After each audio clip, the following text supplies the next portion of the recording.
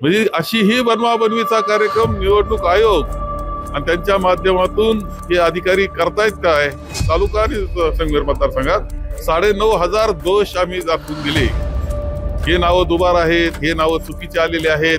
महाविकास आघाडी आणि मनसेचं जे शिष्टमंडळ गेलं होतं निवडणूक आयोगाकडे, त्यांनी आता जिल्हाधिकाऱ्यांना चौकशीचे आदेश दिले. काय वाटते, चौकशी होईल? एक असं आहे की आपण सुद्धा, मी संगमनेरचं म्हणून उदाहरण तुम्हाला इथे देतो आहे.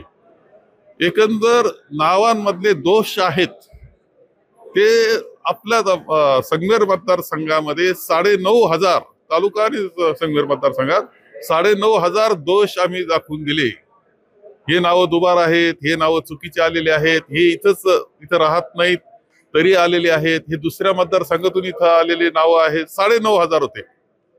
या 9,500ची कोणतीही पडताळणी करण्यात आलेली नाही आणि तहसीलदारांनी आम्हाला उत्तर असं दिलेलं आहे की असा कोणतं नाव वगळण्याचा किंवा दुरुस्त करण्याचा अधिकार हा आम्हाला नाही.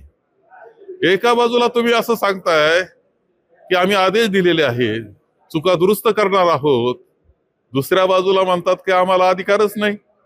म्हणजे अशी ही बनवाबनवीचा कार्यक्रम निवडणूक आयोग आणि त्यांच्या माध्यमातून हे अधिकारी करतायत काय? ही शंका यावी अशी परिस्थिती महाराष्ट्रामध्ये आज आहे.